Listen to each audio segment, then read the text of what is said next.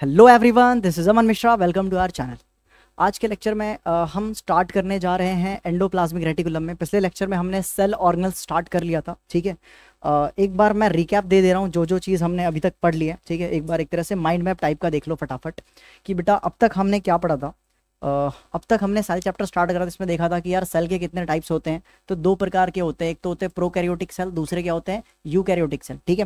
Prokaryotic cell का हमने example क्या देखा था बेटा, बैक्टीरिया होता है, ठीक है। अच्छा, यूकैरियोटिक सेल की बात करें तो ये भी फर्दर दो प्रकार के होते हैं, ठीक है। अच्छा, वैसे तो बहुत प्रकार के हो सकते हैं, बट 9th क्लास में दो ही प्रकार, एक तो प्लांट सेल, दूसरे क्या होते हैं एनिमल सेल। बाकी फंगल सेल, प्रोटिस्टा, ये सारे के सारे क्या होते हैं यूकैरियोटिक होते हैं। आगे हायर क्लासेस में पढ़िएगा आप लोग, ठीक है। फिर हमने क्या क्या पढ़ा था, कॉम्पोनेंट ऑफ सेल देखा था, जिसमें हमने बेटा सेल वॉल के बारे में पढ़ लिया। सेल वॉल किस में पाया जाता है, एनिमल में पाया जाता है, प्लांट में पाया जाता है, बहुत बढ़िया, ठीक है, प्लांट में पाया जाता है। अच्छा, फिर हमने सेल मेम्ब्रेन, इसी को प्लाज्मा मेम्ब्रेन भी कहते हैं, दोनों एक ही नाम है बेटा, ठीक है, मतलब एक ही का नाम है। अच्छा, ये बोथ प्लांट एनिमल मतलब सब में पाया जाता है, कोई भी सेल हो उसमें ये तो प्लाज्मा मेम्ब्रेन यानी कि सेल मेम्ब्रेन पाया जाएगा। इसको मैं शॉर्टकट में पीएम या सीएम बोलता हूँ। फिर हमने बेटा न्यूक्लियस देखा था, न्यूक्लियस किस में पाया जाता है, यूकैरियोट्स में पाया जाता है, और न्यूक्लियोइड बेटा प्रोकैरियोट्स में पाया जाता है, क्योंकि इसमें ट्रू न्यूक्लियस तो पाया नहीं जाता, तो उसको हम क्या कह देते हैं, न्यूक्लियोइड क्या देते हैं। अच्छा, फिर हमने साइटोप्लाज्म के बारे में पढ़ा था। Cytoplasm basically jelly like structure होता है जो न्यूक्लियस और प्लाज्मा मेम्ब्रेन के बीच में पाया जाता है। इतना हमने पढ़ा था, ठीक है, क्लियर है। चलिए, देन हमने सेल ऑर्गेनल्स के बारे में पढ़ना स्टार्ट कर दिया था, बट उससे पहले हमने टाइप्स ऑफ ऑर्गेनिज्म देखा था, जिसमें हमने देखा था कि दो प्रकार के ऑर्गेनिज्म होते हैं, एक तो यूनिसेलुलर ऑर्गेनिज्म होते हैं, दूसरे क्या होते हैं बेटा जी, मल्टी सेलुलर ऑर्गेनिज्म होते हैं, ठीक है। यूनि मतलब होता है एक, यानी कि सिंगल सेल्ड होते हैं, वन सेल्ड, एक ही सेल से बने होते हैं, ठीक है। अच्छा, इसका एग्जाम्पल क्या हो गया, अमीबा हो गया, पैरामीशियम हो गया, बैक्टीरिया। पैरामीशियम में बताया था ना, चप्पल शेप का होता है, यूनिसेलुलर होता है, ठीक है। मल्टी सेलर में एग्जांपल हो गया जैसे कि मैनी सेल्स है, हम लोग मल्टी सेलर ऑर्गेनिज्म है, हमारे बॉडी में बहुत सारे सेल्स हैं, ठीक है। तो एग्जांपल हो गया मैन हो गया, काऊ हो गया, डॉग हो गया, इंसेक्ट, प्लांट, फंगी, ये सारा चीज़ हमने देखा। देन फिर हमने बेटा देखा था कि यार जो साइटोप्लाज्मा होता है, साइटोप्लाज्म, उसके अंदर क्या कंटेन होते हैं बेटा जी, सेल ऑर्गेनल्स कंटेन होते हैं। और सेल ऑर्गेनल्स काफ़ी प्रकार के होते हैं, जैसे कि एक तो होता है एंडोप्लाज्मिक रेटिकुलम, फिर होता है गोल्गी बॉडी, फिर होता है लाइजोसोम्स हो गया, वैक्यूल्स हो गया, सेंट्रियोल्स हो गया, प्लास्टिड हो गया, ठीक है, प्लास्टिड हो गया, ये सारे हमने देखा था। अब हम पढ़ कौन कौन से रहे हैं अभी तक, मतलब अभी तक कौन से पढ़ चुके हैं, ठीक है। एक तो ये माइटोकॉन्ड्रिया हमने खत्म कर दिया था, प्लास्टिड खत्म कर दिया था, प्लास्टिड के तीनों टाइप डिस्कस कर लिया था, क्रोमोप्लास्ट, ल्यूकोप्लास्ट और क्लोरोप्लास्ट, ये तो हमारा हो गया था। अभी हमारा 9th क्लास के अकॉर्डिंग क्या क्या रह रहा, अभी हमारा एंडोप्लाज्मिक रेटिकुलम हम ही रह रहा, ठीक है। फिर लाइजोसोम्स के बारे में पढ़ेंगे हम लोग, देन फिर वैक्यूल्स के बारे में पढ़ेंगे, और एक गोल्गी बॉडी उसको भी पढ़ेंगे, ठीक है। तो आज का जो हमारा लेक्चर है वो स्टार्ट होने जा रहा है किसके बारे में, एंडोप्लाज्मिक रेटिकुलम के बारे में स्टार्ट होने जा रहा है, ठीक है। तो चलिए शुरू करते हैं एंडोप्लाज्मिक रेटिकुलम के बारे में पढ़ना। अब भैया ये क्या होता है एंडोप्लाज्मिक रेटिकुलम, ये बार बार डिस्टर्ब कर रहा है। देखो क्या होता है एंडोप्लाज्मिक रेटिकुलम, तो देखो भाई, एंडोप्लाज्मिक रेटिकुलम बेसिकली एक ऐसा नेटवर्क होता है जो या तो tube like structure, tubular structure या वेसिकल स्ट्रक्चर से बना होता है।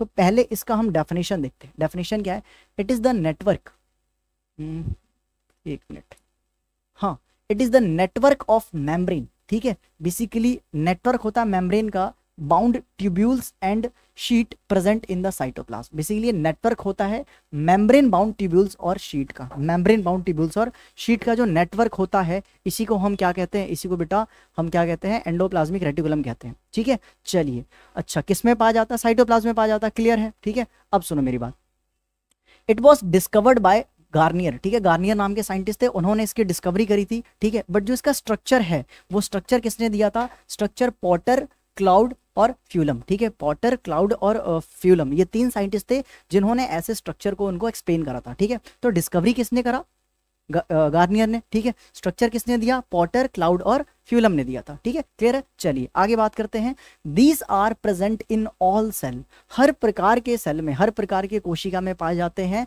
बस दो को छोड़ करके, एक तो प्रोकैरियोट्स में नहीं पाए जाते हैं और मैमेलियन एरिथ्रोसाइट्स में नहीं पाए जाते हैं। अब ये मैमल्स कौन से होते हैं बेटा, मैमल्स में आपका हम आ गए, ह्यूमंस आ गए बेटा, ठीक है, ह्यूमंस आ गए, ठीक है। आपके जो एप्स होते हैं, ठीक है, जैसे डॉग हो गया, कुत्ता, बिल्ली, भैंस, बकरी, ये सब के सब क्या होते हैं, मैमल्स होते हैं, ठीक है। मैमल की पहचान क्या है बेटा, कि उनके बॉडी पे हेयर होना चाहिए मेल में, और फीमेल में मेमरी ग्लैंड होना चाहिए ताकि बच्चों को दूध पिला सके, ठीक है। तो सारे मैमल्स के जो एरिथ्रोसाइट्स है, एरिथ्रोसाइट्स क्या होता है भैया जी, इसको हम आरबीसी कहते हैं, रेड ब्लड सेल्स, इसमें हमारा एंडोप्लाज्मिक रेटिकुलम पाया नहीं जाता है, ठीक है। अच्छा, इस चैप्टर में अपन एंडोप्लाज्मिक रेटिकुलम को ईआर से रिप्रेजेंट करेंगे, किससे, ईआर से, ठीक है।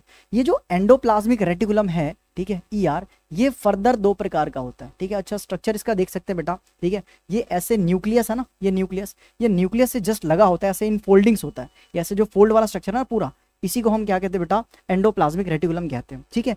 अब सुनो, ये जो एंडोप्लाज्मिक रेटिकुलम है, इसमें दो प्रकार के एंडोप्लाज्मिक रेटिकुलम होते हैं, एक तो होते हैं रफ वाले, एक होते हैं स्मूथ वाला। एक मैं आपको अपना रफ डायग्राम भी बना के समझा रहा हूँ। जैसे मान लीजिए क्या ये सेल है, ठीक है बेटा जी, सेल के अंदर क्या होता है, न्यूक्लियस होता है, ठीक है। अच्छा, ये न्यूक्लियस के अराउंड ही ऐसे मेम्ब्रेन बाउंड क्या होता है, एक तरह से ट्यूबुलर या वेसिकल्स लाइक स्ट्रक्चर होता है ऐसे,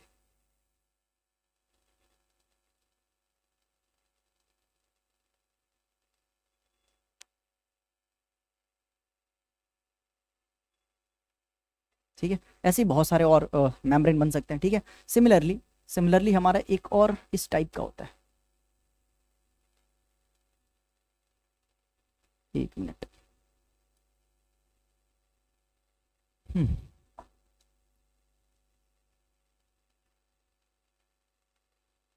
ठीक है। कुछ ऐसा स्ट्रक्चर होता है, इसी को हम क्या कहते हैं, एंडोप्लाज्मिक रेटिकुलम कहते हैं।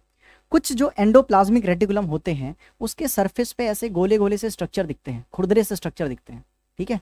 अच्छा, ये जो खुरदरा सा स्ट्रक्चर है, इसको हम क्या कहते हैं, इसको बेटा जी हम राइबोसोम्स कहते हैं। क्या कहते हैं इसको हम, राइबोसोम्स कहते हैं, ठीक है। अच्छा, ये दोनों एंडोप्लाज्मिक रेटिकुलम ही है, बट ऐसा एंडोप्लाज्मिक रेटिकुलम जिसपे ऐसे दाने दाने, ठीक है, डॉट जैसे स्ट्रक्चर आते हैं, राइबोसोम्स, इसको हम RER कहते हैं। इसको हम क्या कहते हैं, RER। RER का मतलब क्या होता है, रफ एंडोप्लाज्मिक रेटिकुलम, ठीक है। अब लाजमी है भाई, रफ क्यों कहेंगे, अब ऐसे दाने दाने सा स्ट्रक्चर, इसमें तो रफ लगेगा, स्मूथ तो होगा नहीं, इसलिए इसको बेटा रफ एंडोप्लाज्मिक रेटिकुलम कहते हैं। अच्छा, दूसरे वाले पे राइबोसोम्स नहीं होते हैं, तो इसका भी नाम है, इसको हम क्या क्या कहते हैं, इसको SER कहते हैं। ऊपर वाले को हम क्या कहते हैं, SER कहते हैं। SER का फुल फॉर्म क्या है बेटा, smooth endoplasmic reticulum, smooth endoplasmic reticulum, ठीक है। क्लियर है, कोई दिक्कत वाली बात। यानी कि देखा जाए तो भैया एंडोप्लाज्मिक रेटिकुलम ER ये दो प्रकार के होते हैं। एक तो होते हैं कौन से, SER, ठीक है। एक तो होते बेटा जी SER होते हैं, और दूसरे कौन से होते हैं, RER होते हैं, ठीक है। दूसरे कौन से होते हैं, RER। एक होता है स्मूथ एंडोप्लाज्मिक रेटिकुलम, दूसरा कौन सा होता है बेटा, रफ एंडोप्लाज्मिक रेटिकुलम होता है, ठीक है। एक तो स्मूथ होता है, दूसरा कौन सा होता है बेटा, रफ एंडोप्लाज्मिक रेटिकुलम होता है। अच्छा, इन दोनों में आपको डिफरेंस पता होना चाहिए, तो आ जाओ इन दोनों के डिफरेंस की बात कर ले बेटा। ये जो SER होता है, स्मूथ एंडोप्लाज्मिक रेटिकुलम होता है बेटा, ठीक है, और इसमें राइबोसोम्स नहीं होते, इसमें राइबोसोम्स क्या होते हैं, एब्सेंट होते हैं। तो यहाँ पे राइबोसोम्स क्या होते हैं बेटा, राइबोसोम्स आर एब्सेंट, ठीक है। राइबोसोम्स इसमें होते ही नहीं है, बट वही RER पे क्या चिपके होते हैं बेटा, इनके सरफेस पे राइबोसोम्स होते हैं, ठीक है। तो ribosomes are attached to the surface, ठीक है। इनके सरफेस पे बेटा राइबोसोम्स अटैच होते हैं। अच्छा, एक चीज याद रखना, अगर कहीं भी राइबोसोम्स है तो भाई राइबोसोम्स का जो मेन काम होता है, प्रोटीन बनाने का काम होता है। किसका काम होता है बेटा, प्रोटीन बनाने का काम होता है। यानी कि किसमें हेल्प करता है, it helps in protein synthesis, ठीक है। अब क्योंकि प्रोटीन बनवाने में हेल्प करता है, इसलिए राइबोसोम्स को अपन प्रोटीन फैक्ट्री भी कहते हैं। क्या कहते हैं, प्रोटीन फैक्ट्री कहते हैं। क्यों कहते हैं, ऑब्वियसली क्योंकि यार क्या बना रहा है, ये प्रोटीन बना रहा है, इसलिए इसको प्रोटीन फैक्ट्री कह दे रहे हैं, क्योंकि यार प्रोटीन सिंथेसाइज कर रहा है, ठीक है। यानी कि एक अंतर और लिख सकते हैं हम दोनों में, क्या, किसमें राइबोसोम्स है, इसमें नहीं है। दूसरा अंतर क्या है, जिसमें राइबोसोम्स होगा वो किसमें हेल्प करेगा, प्रोटीन बनाने में, ठीक है। तो इट सिंथेसाइजेस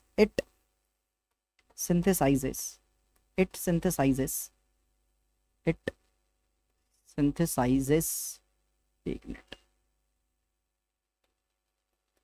ठीक है। ये क्या सिंथेसाइज करता बेटा, प्रोटीन सिंथेसाइज करता। अच्छा, क्या SER प्रोटीन सिंथेसाइज कर सकता है, नहीं कर सकता है। क्यों नहीं कर सकता है, इसके पास तो राइबोसोम्स है ही नहीं, ठीक है। तो ये क्या करता है, कुछ तो सिंथेसाइज करता होगा, हाँ। तो ये बेटा एक तरह से लिपिड यानी कि फैट के सिंथेसिस करता है, ठीक है। लिपिड यानी फैट बनाता है। तो इट सिंथेसाइज फैट, ठीक है, फैट्स यानी कि लिपिड्स। लिपिड्स को बेटा सिंथेसाइज करता है, ये प्रोटीन नहीं बनाता है। तो क्या दोनों में डिफरेंस याद रखोगे?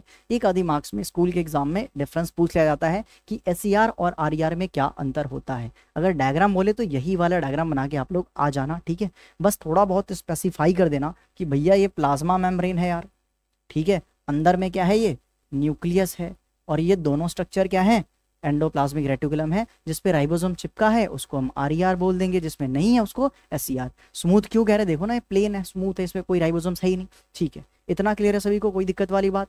चलो अगर क्लियर है तो हम आगे बढ़ सकते हैं। नेक्स्ट, कुछ इनके कॉमन फंक्शंस होते हैं, मतलब दोनों मिल करके बेटा कुछ कॉमन फंक्शंस परफॉर्म करते हैं। अब वो कौन कौन से कॉमन फंक्शन है उसको पढ़ लो, बाकी 9th के एग्जाम में इससे ज़्यादा सवाल नहीं आएगा, ठीक है। बट हाँ, अगर आप कोई कॉम्पिटेटिव एग्जाम की तैयारी कर रहे हो, ठीक है, जैसे किसी स्कूल का एंट्रेंस वगैरह हो गया, या कोई भी फ्यूचर में चल के आप कॉम्पिटेटिव एग्जाम का तैयारी करोगे, तो यहाँ से क्वेश्चन पूछे जा सकते हैं, चाहे कोई गवर्नमेंट जॉब का ही प्रिपरेशन क्यों ना हो। तो फंक्शन ऑफ SER मतलब एंडोप्लाज्मिक रेटिकुलम मिल करके कुछ कॉमन फंक्शन परफॉर्म करते हैं। उसमें पहला फंक्शन क्या है, it is the only organelles which serve as channel, ठीक है। ये इकलौता ऐसा ऑर्गेनल है जो कि चैनल की तरह काम करता है। चैनल, अब ये चैनल क्या करवाते हैं, ये चीज़ों को ट्रांसपोर्ट करवाते हैं एक जगह से दूसरे जगह, कोई भी मटेरियल को क्या करते हैं बेटा, ट्रांसपोर्ट करवाते हैं। कहाँ से कहाँ, तो ये ट्रांसपोर्ट करते हैं materials between various region of cytoplasm. Cytoplasm के बहुत सारे रीजन, जैसे कि X पॉइंट से Y पॉइंट पे लेके चले गए, ठीक है। तो साइटोप्लाज्म के वेरियस रीजन में चीज़ों को ट्रांसपोर्ट करवाते हैं, एंड इवन साइटोप्लाज्म से न्यूक्लियस के अंदर भी चीज़ों को लेके आ सकते जा सकते, यानी न्यूक्लियस के अंदर और बाहर भी किसी भी चीज़ का ट्रांसपोर्टेशन कर सकते हैं। तो पहला फंक्शन क्या है भाई, कि एक तरह से चैनल्स की तरह काम करते हैं, और चैनल्स की तरह काम करके ट्रांसपोर्ट करवाते हैं मटेरियल्स का विद इन साइटोप्लाज्म और फ्रॉम साइटोप्लाज्म टू न्यूक्लियस, ठीक है। आगे बात करते हैं second point, it also function as a cytoplasmic framework.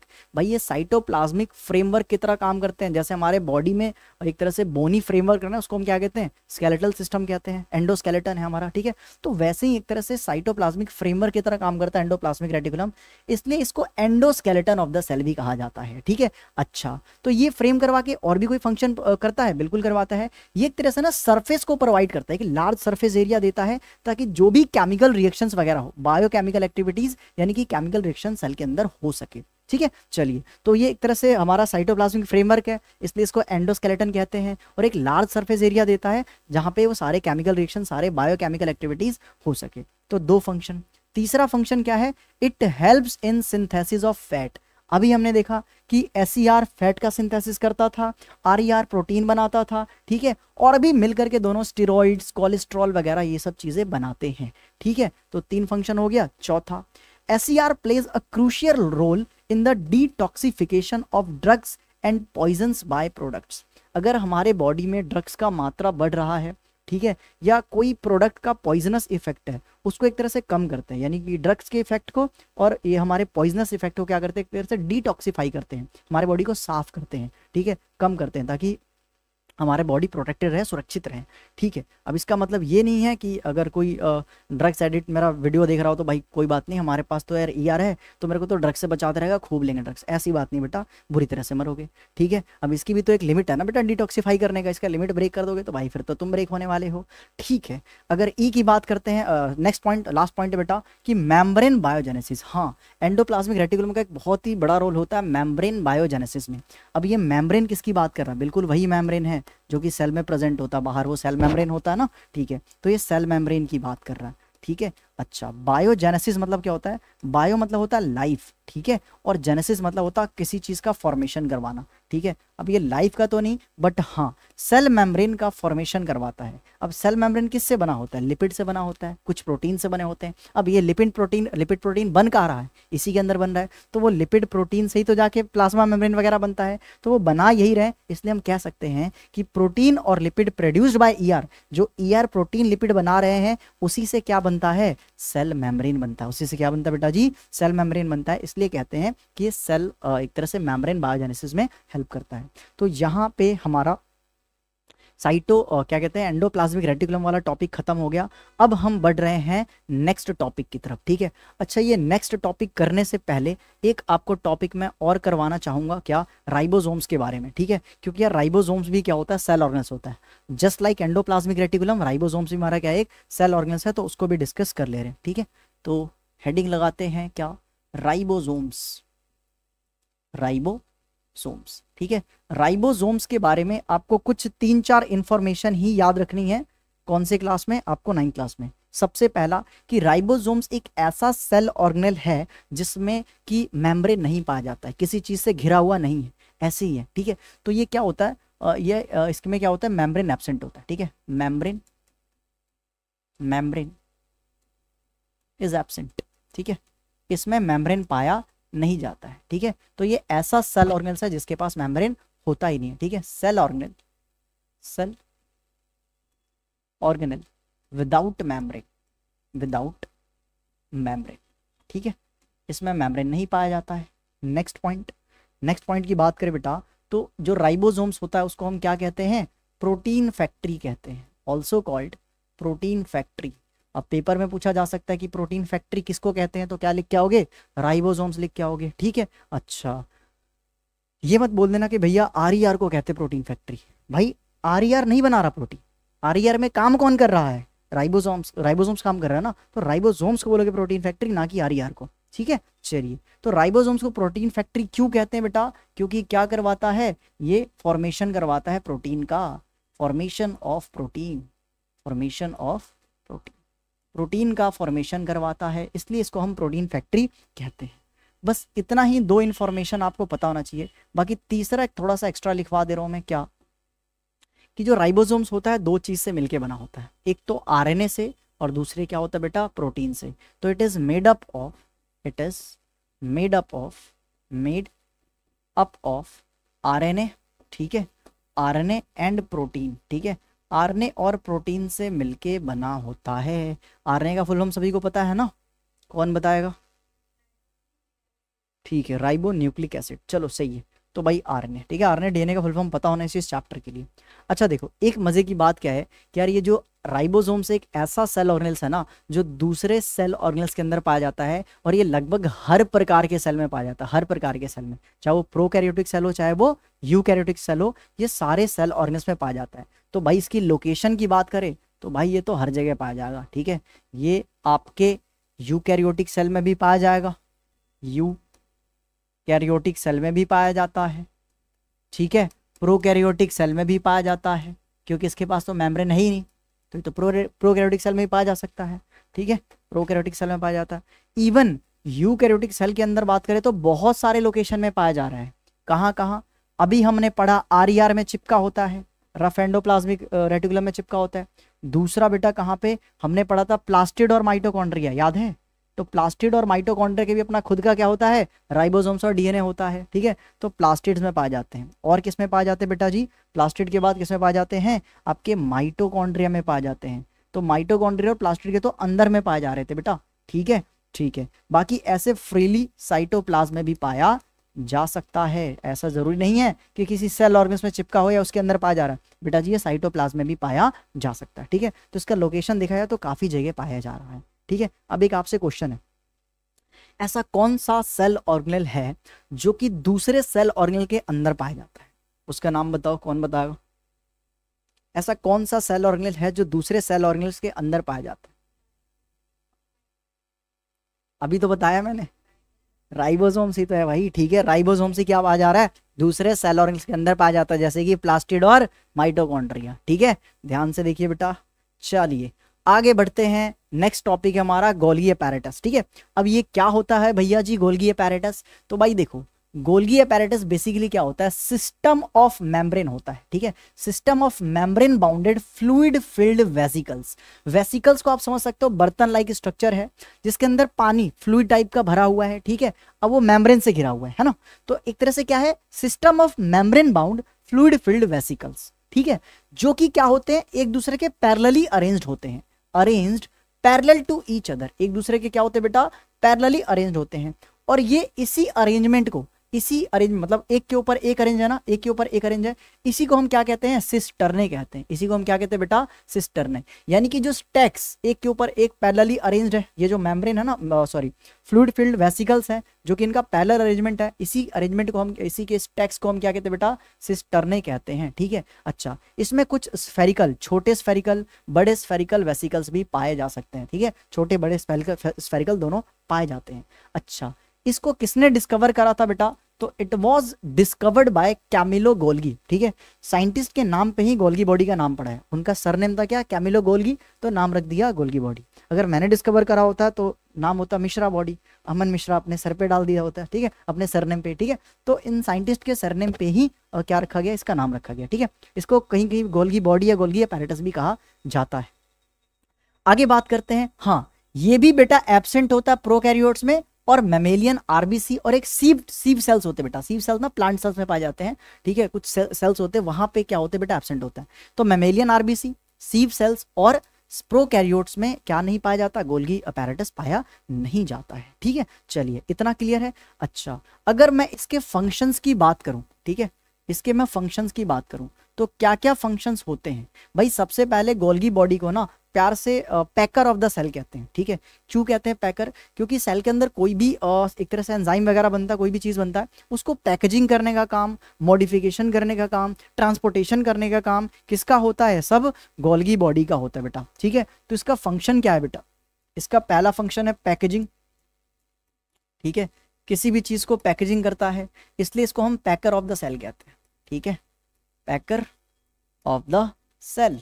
ठीक है, चलिए तो भाई एक तो पैकेजिंग का काम कर रहा है, और किस किस का काम कर रहा है भैया, और किस किस का काम कर रहा है, तो दूसरा फंक्शन है, सेकंड फंक्शन है क्या, सेकंड फंक्शन है बेटा मॉडिफिकेशन, किसी भी चीज का मॉडिफिकेशन करवाता है। ठीक है, मॉडिफिकेशन करवाता है। ट्रांसपोर्टेशन, ये ट्रांसपोर्टेशन में भी हेल्प करता है।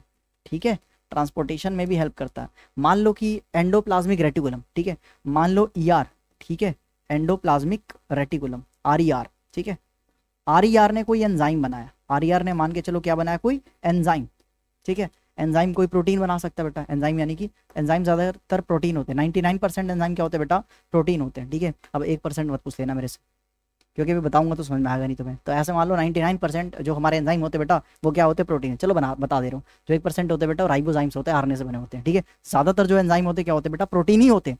अब सुनो, मान के चलो ऐसे एंजाइम बना है, ठीक है, वो फ्लूइड होगा ना बेटा ऐसे।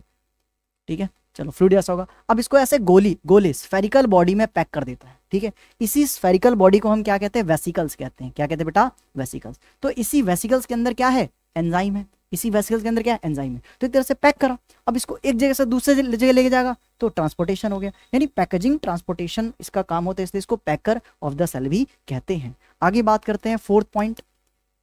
फोर्थ पॉइंट क्या है कि एक बहुत ही इंपॉर्टेंट सेल ऑर्गेनल्स होते हैं, अभी हम आगे पढ़ने वाले हैं, उसको कहते हैं लाइजोजाइम्स। क्या कहते हैं बेटा, लाइजोजाइम्स। जो लाइजोजाइम्स बोलता हूं मैं, ठीक है, लाइजोसोम्स। ठीक है, जो लाइजोसोम्स होता है ना, लाइजोसोम्स वो भी एक सेल ऑर्गेनल्स होता है, और मजे की बात है उसको पता कौन बनाता है, उसको गोल्गी बॉडी बनाता है। ठीक है, तो लाइजोसोम जो सेल ऑर्गेनल्स उसका फॉर्मेशन कौन करवाता है, गोल्गी बॉडी। बहुत इंपॉर्टेंट फंक्शन है बेटा, बहुत इंपॉर्टेंट फंक्शन। क्या, ये दो सबसे ज्यादा इंपॉर्टेंट है, एक ये और एक ये। क्या, it also helps in the formation of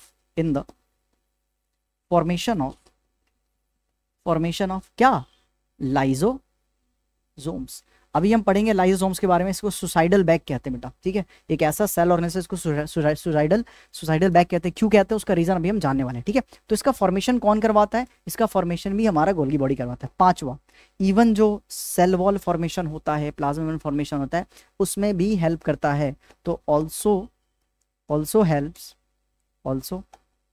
helps in the cell wall and membrane formation। ठीक है, सेल मेम्ब्रेन का भी फॉर्मेशन करवाने में क्या करता है बेटा, ये हेल्प करता है। तो काफी सारे फंक्शन है, जिसमें से आपको दो फंक्शन सबसे ज्यादा इंपॉर्टेंट है, एक तो पैकेजिंग करवाना किसी भी सब्सटेंस का। ठीक है, और दूसरा क्या होता है बेटा, लाइजोसोम्स, जो कि एक सुसाइडल बैग नाम का क्या है बेटा हमारे पास सेल ऑर्गेनल्स है, उसका फॉर्मेशन भी कौन करवाता है, यही करवाता है। ठीक है, तो इंपॉर्टेंट चीज क्या है, डेफिनेशन क्या होता है, किसने डिस्कवर करा, कैमिलो गोल्गी।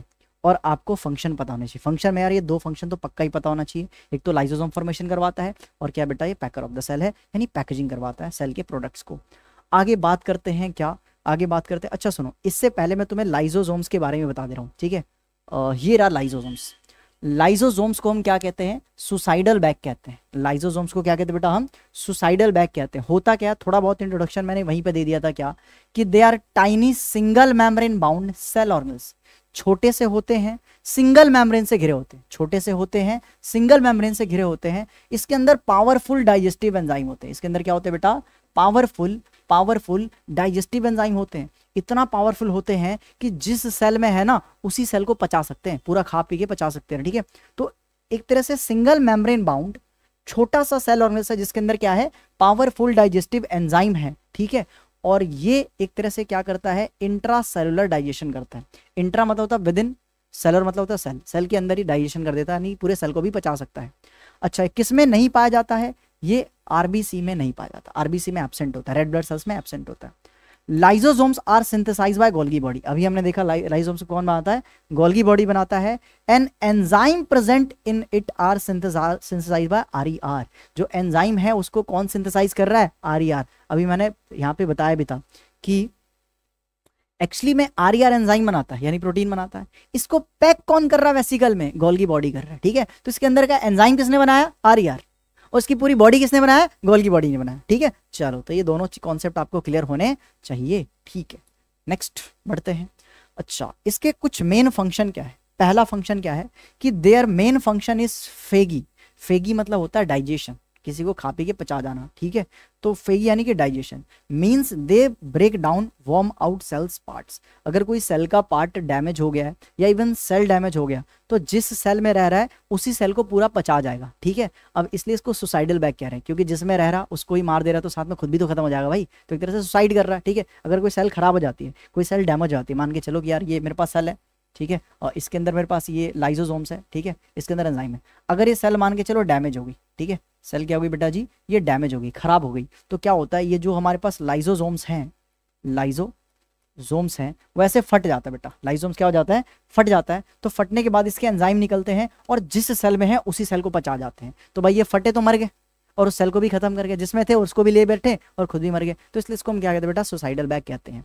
आगे, they are kind of waste disposal system of the cell. एक तरह से वेस्ट डिस्पोजल का काम कर रहे हैं। अब जो सेल खराब है वो कूड़ा ही तो जमाएगा वहाँ पे, ठीक है, एक तरह से गंदगी फैलाएगा, तो उसको साफ करने का काम किसका, इन्हीं का। तो इसलिए इसको वेस्ट डिस्पोजल कहते हैं, क्योंकि जो डेड सेल्स वगैरह हैं इसको खा पी के पचा जाते हैं। आगे, they help in digestion foreign material like invading viruses and bacteria. अगर सेल के अंदर कोई बाहर से अटैक कर रहा है, बैक्टीरिया वायरस, उसको भी ये मार सकते हैं बेटा, ठीक है, क्योंकि इनके पास काफी पावरफुल डाइजेस्टिव एंजाइम होता है। अब भाई इसको सुसाइडल बैग ही क्यों कह रहे हैं, इसके पीछे रीजन पूछा जा सकता है कि why lysosomes are called suicidal bag. तो क्या बोलोगे, during disturbance in cellular metabolism, ठीक है, किसी भी सेलुलर मेटाबॉलिज्म में डिस्टर्बेंस होती है, गड़बड़ी होती है। वो गड़बड़ी क्या हो सकता है बेटा, जैसे कि कोई सेल डैमेज हो गया बेटा, ठीक है, सेल डैमेज हो गया तो यही लाइसोसोम बर्स्ट होते हैं, यानी कि फट जाते हैं और उनके एंजाइम रिलीज होते हैं। उनके एंजाइम क्या होते हैं बेटा, बाहर सेल के अंदर रिलीज हो जाते हैं साइटोप्लाज्म में, और जो कि डाइजेस्ट कर देता है अपने ही सेल को, ठीक है। अब क्योंकि अपने ही सेल को मार दे रहा अपने साथ साथ, ठीक है, तो इसलिए इसको हम क्या कहते हैं, they are also called suicidal bag, ठीक है। सो आई होप आपको लाइसोसोम्स के बारे में पता चल गया होगा, लाइसोसोम्स क्या होता है, उसका फंक्शन क्या होता है। तो पहली बात, लाइसोसोम्स को भाई सुसाइडल बैग कहते हैं। डेफिनेशन क्या है कि एक तरह से मेम्ब्रेन बाउंड वेसिकल्स है, टाइनी सेल ऑर्गेन्स है, जिसके अंदर पावरफुल डाइजेस्टिव एंजाइम होता है। इसको सुसाइडल बैग क्यों कहते हैं, क्योंकि इसका काम ही है डाइजेशन करने का। जब सेल डैमेज होता है तो फटता है, फटने के बाद पूरे सेल को पचा जाता है, इसलिए इसको हम सुसाइडल बैग कहते हैं। तो इतनी इंफॉर्मेशन आपको पता होना चाहिए। अब बात करते हैं वैक्यूल्स के बारे में। वैक्यूल क्या होता है बेटा, सेल के अंदर एक तरह से छोटा सा एम्प्टी, छोटा नहीं, प्लांट सेल में तो बहुत बड़ा हो सकता है, एनिमल सेल में छोटा होता है बेटा, ठीक है। तो एक तरह से एम्प्टी स्पेस होता है सेल के अंदर, ठीक है, जो एम्प्टी स्पेस होता है जो मेम्ब्रेन से घिरा होता है, इसी एम्प्टी स्पेस को हम क्या कहते हैं, वैक्यूल कहते हैं। तो वैक्यूल है क्या, these are membrane bound region, एक तरह से मेम्ब्रेन से घिरा हुआ रीजन है, ठीक है, साइटोप्लाज्म के अंदर, जिसके अंदर वाटर हो सकता है और अदर सब्सटेंस प्रेजेंट हो सकते हैं, ठीक है। चलो, they are bounded by a single membrane. कितने मेम्ब्रेन से घिरा होता है, सिंगल मेम्ब्रेन, इसलिए इसको मैंने सिंगल मेम्ब्रेन सिस्टम में भी लिखवाया था जब मैंने क्लासिफिकेशन करवाया था, ठीक है। अच्छा, जो इसका मेम्ब्रेन है, इस मेम्ब्रेन का नाम क्या होता है, इस मेम्ब्रेन को टोनोप्लास्ट कहते हैं। तो वैक्यूल के मेम्ब्रेन का नाम क्या होता है, टोनोप्लास्ट, याद रखना। आगे, एनिमल सेल की बात करें तो वैक्यूल्स आर एब्सेंट, या तो एनिमल सेल में एब्सेंट होंगे, नहीं तो होंगे तो बहुत छोटे होंगे, तो इधर एब्सेंट या तो क्या होंगे, अगर होंगे तो स्मॉलर इन साइज होंगे। बट वही मैं प्लांट सेल की बात करूं तो एक सिंगल होता है, लार्ज सेंट्रल वैक्यूल होता है, ठीक है, लार्ज सेंट्रल वैक्यूल होता है। बड़ा सा प्लांट सेल में क्या होता है, सेंट्रल वैक्यूल होता है जो 90% वॉल्यूम ऑफ द सेल को घेरता है, यानी प्लांट सेल में काफी बड़े वैक्यूल होते हैं। एक तरह से 90% जो जगह है सेल का वो कौन घेर रहा है, यही वैक्यूल घेर रहे हैं। फंक्शन क्या है भैया जी इसका, तो फंक्शन है it helps in maintaining osmotic pressure. Cell के अंदर क्या करते हैं, एक तरह से प्रेशर मेंटेन करते हैं, कुछ चीजों को स्टोर करते हैं, जैसे कि टॉक्सिक मेटाबॉलिक चीज है, कोई टॉक्सिक सब्सटेंस है, वेस्ट हो सकता है, वेस्ट प्रोडक्ट हो गया, वाटर हो गया, शुगर हो गया, प्रोटीन हो गया, इन सबको कहां से कहां पे स्टोर करते हैं, वैक्यूल के अंदर। अब क्योंकि वैक्यूल के अंदर इतने सारी चीजों को हम स्टोर कर रहे हैं ना, इसलिए वैक्यूल को बेटा प्यार से स्टोर हाउस भी कहते हैं। क्या कहते हैं बेटा, स्टोर हाउस भी कहते हैं, ठीक है। तो यहाँ पे हमने वैक्यूल के बारे में भी पढ़ लिया, ठीक है। अब भाई इस चैप्टर में देखा जाए तो एक हमारा लास्ट टॉपिक रह रहा है, कौन सा, कि प्लांट सेल और एनिमल सेल में क्या अंतर होता है, और कुछ न्यूली एडेड टॉपिक है जैसे कि मियोसिस क्या होता है, माइटोसिस क्या होता है, सेल डिवीजन क्या होता है, ठीक है। तो इस टॉपिक को भी करके फिर चैप्टर को हम क्या कर देंगे भाई साहब, दी एंड कर देंगे। तो भाई एक लेक्चर और चाहिए, मतलब नेक्स्ट लेक्चर में चैप्टर का हो जाएगा दी एंड। तो इसी के साथ मिलते हैं नेक्स्ट लेक्चर में, टिल देन बाय।